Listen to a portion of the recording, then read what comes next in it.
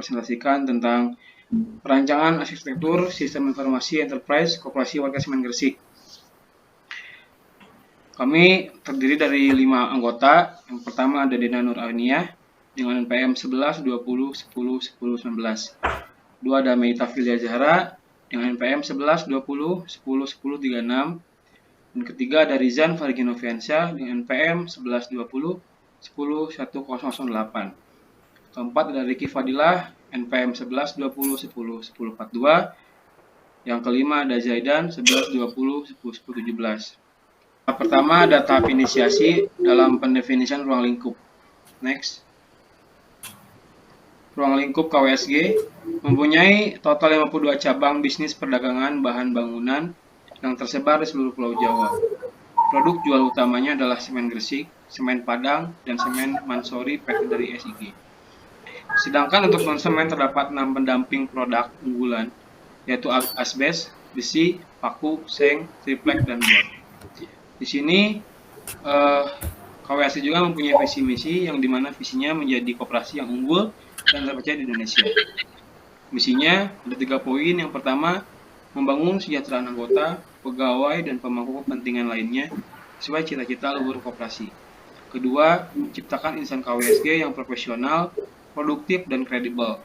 Yang ketiga, orientasi pada perbaikan berkelanjutan dengan good corporate governance. Next. Sini masuk ke metodologi perancangan sesuai dengan yang arsitektur sampaikan. Di sini ada 4 tahap, dan teman-teman bisa melihatnya di sini. Next. Kemudian di sini ada sumber daya dan rencana kerja, di mana sumber daya dalam pelaksanaan perancangan ini Koperasi Warga Semen Gresik telah mempersiapkan beberapa hal dan tanggung jawab yang akan dilakukan, pihak yang terlibat, dan tools yang digunakan. Kemudian untuk rencana kerja ada 6 poin, di mana rencana kerja yang pertama merancang model bisnis awal dan tujuannya mendapatkan model bisnis. Yang kedua, arsitektur sistem dan teknologi saat ini dengan tujuan mendefinisikan sistem dan teknologi yang dimiliki oleh Koperasi Warga Semen Gresik. Yang ketiga, merancang arsitektur data dengan tujuan merancang arsitektur data. Poin keempat, merancang arsitektur aplikasi dengan tujuan merancang arsitektur data. Yang kelima, merancang arsitektur teknologi dan tujuan merancang arsitektur teknologi. Poin terakhir yang keenam, menyusun rencana implementasi dengan tujuan membuat rencana implementasi. Next. Kemudian tahap kedua akan dilanjut oleh Saudara Dena.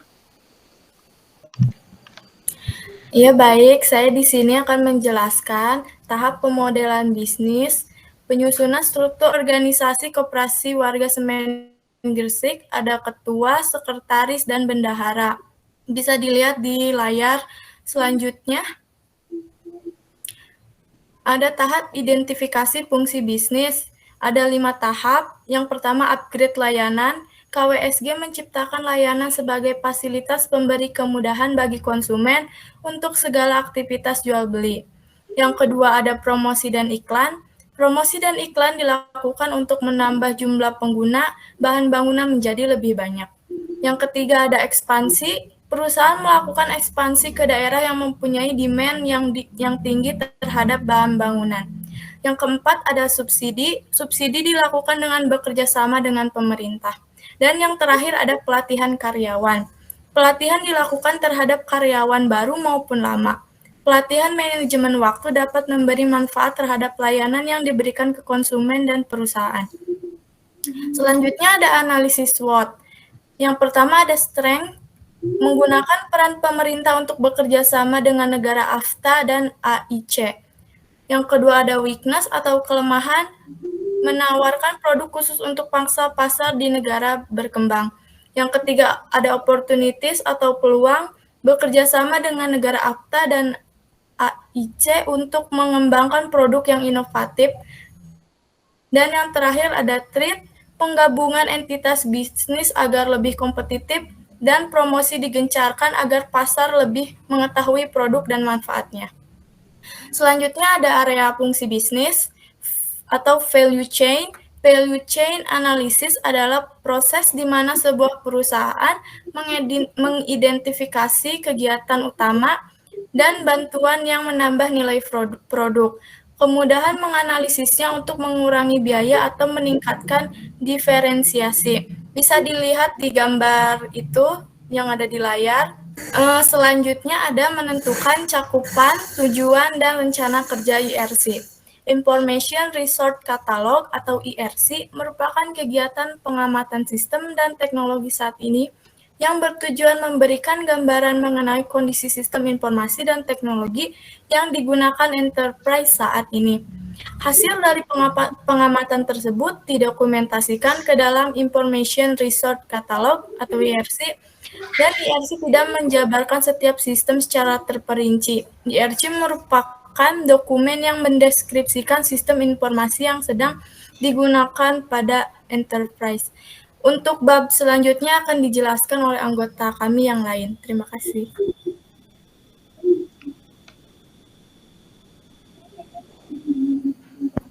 Baik, selanjutnya tahap perancangan arsitektur data dalam KWSG.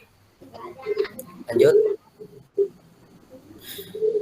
Entitas-entitas yang terdefinisi di atas merupakan hasil definisinya fungsi bisnis utama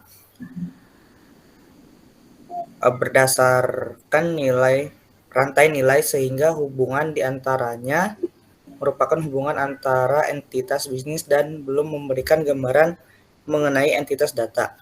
Oleh karena itu, perlu adanya penurunan dari entitas bisnis yang diperoleh dari fungsi-fungsi bisnis menjadi entitas data.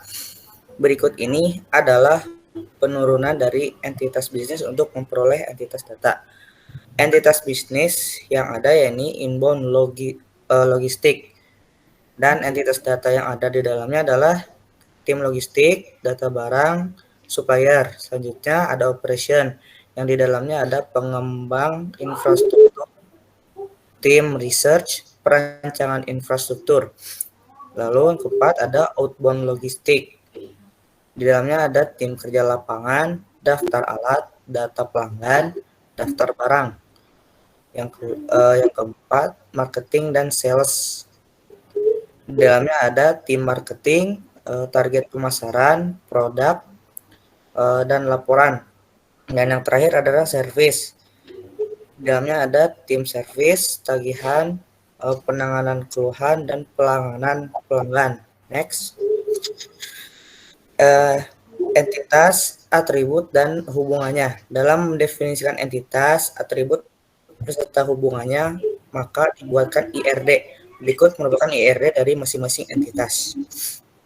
Yang sebelah kiri adalah inbound logistik, yang terdiri dari tim logistik, data barang, dan supplier. Yang di sebelah kanan adalah operation, yang terdiri dari pengembangan infrastruktur, tim research, dan perancangan. Next. Masih dalam entitas atribut dan hubungannya, yang gambar sebelah kiri outbound logistik, tim KL, data pelanggan, data alat, dan data barang. Yang operation, tim marketing, produk, target pemasaran, dan laporan. Terakhir, service. Di dalamnya terdapat tim service, penanganan keluhan, pelayanan pelanggan, dan tagihan. Hubungan entitas dengan fungsi bisnis adalah untuk menciptakan nilai kegunaan suatu produk yang semula kurang bernilai, setelah diubah dapat menjadi memenuhi kebutuhan masyarakat atau konsumen. Diagram hubungan entitas atau entity relationship diagram merupakan model data berupa notasi grafis dalam pemodelan data konseptual yang menggambarkan hubungan antara penyimpan, distribusi, arsitektur data. DDBMS memiliki satu logical basis data yang dibagi ke dalam beberapa fragment. di mana setiap fragmen disimpan pada satu atau lebih komputer di bawah kontrol dari DBMS yang terpisah dengan mengkoneksi komputer menggunakan jaringan komunikasi. DBMS memungkinkan direplikasi dan alokasi penyimpanan disembunyikan sehingga tidak diketahui penggunanya. Pada sistem ini data disimpan pada beberapa tempat. Setiap tempat diatur dengan suatu DBMS yang dapat berjalan secara independen. Baik, lanjutkan oleh Saudari Meita. Di sini saya akan menjelaskan bab 4, yaitu tahap perancangan arsitektur aplikasi.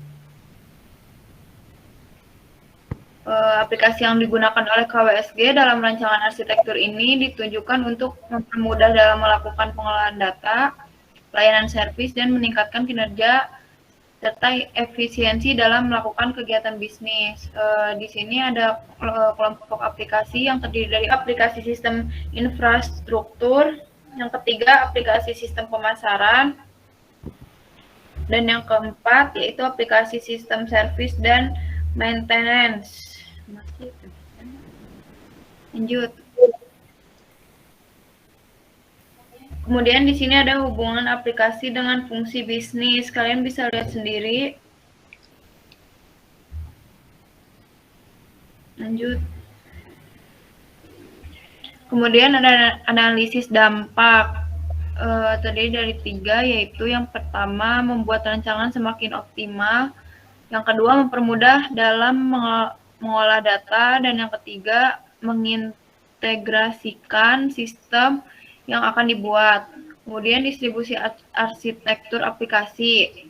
Distribusi aplikasi akan menjadi lingkungan bagi aplikasi dan data guna mendukung bisnis. Distribusi aplikasi dan data dapat digambarkan menurut lokasi fisik. Pada prinsip-prinsip teknologi teridentifikasi bahwa teknologi yang diperlukan adalah teknologi jaringan yang menghubungkan suatu bagian dengan bagian lain, sehingga dalam menentukan platform teknologi. Bab 5 ada tahap perencanaan arsitektur teknologi KSWG. Identifikasi prinsip dan platform teknologi. Di bagian tabel sebelah kiri ada area prinsip. Yang pertama perangkat keras. Perangkat keras harus handal dan memiliki tingkat kesediaan dan layanan pemanfaatan yang tinggi. Perangkat keras yang digunakan mendukung perkembangan teknologi di masa yang akan datang. Perangkat keras harus kompatibel dengan peralatan teknologi lain untuk memudahkan pemasangan.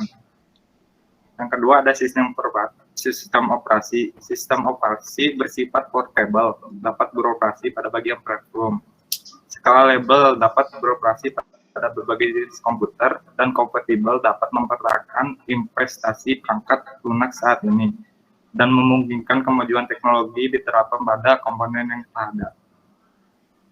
Sistem operasi mendukung penggunaan perangkat keras dan perangkat lunak aplikasi yang akan dikembangkan, mempunyai lisensi resmi untuk memudahkan update, servis, dan layanan secara berkala. Yang ketiga, perangkat komunikasi dan jaringan. Teknologi komunikasi mendukung jaringan client server. Jaringan yang dibangun mempunyai bandwidth yang memadai untuk akses real-time terhadap informasi dan beragam format yang ada. Teknologi komunikasi mampu mendukung perkembangan teknologi di masa mendatang. Yang keempat ada aplikasi. Dokumentasi aplikasi dibuat dan dikelola. Rancangan aplikasi sebaiknya bersifat modular dan dapat diuji. Yang kelima ada manajemen basis data. Data dipisahkan dari aplikasi. Data dibuat sekali, tidak redundan dan harus konsisten. Data menjadi milik bersama dengan pembatasan akses data berdasarkan kebutuhan dari masing-masing pengguna organisasi tersebut. Pemeliharaan data yang mudah untuk proses backup maupun restore. Pemilihan DBMS sesuai dengan kebutuhan organisasi. Yang keenam ada keamanan. Keamanan server dan jaringan mempunyai kemampuan untuk mengenkripsi data penting. Sistem keamanan dirancang untuk mendukung kemampuan serangan dari virus, worm, malware, dan sejenisnya. Definisi platform teknologi. Platform merupakan sistem dasar atau wadah untuk perencanaan atau sesuatu mekanisme pekerjaan tertentu. Sebagai contoh platform yaitu salah satunya adalah email yang merupakan wadah surat elektronik. Distribusi didefinisikan sebagai sebuah tindakan atau proses mengirim sesuatu satu pihak ke pihak lainnya. Selanjutnya ada hubungan platform teknologi dan aplikasi.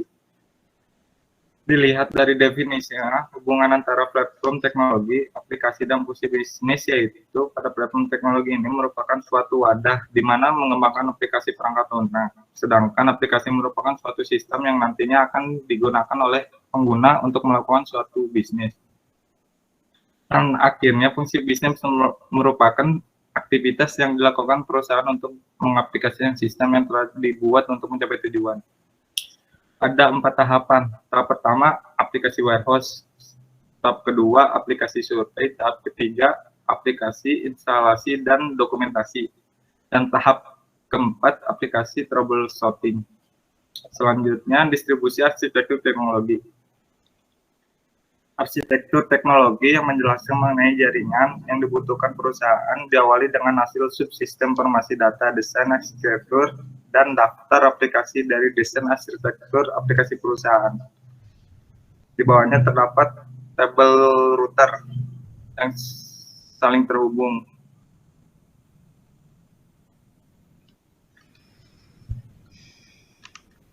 Ya, mungkin cukup sekian dari kelompok kami.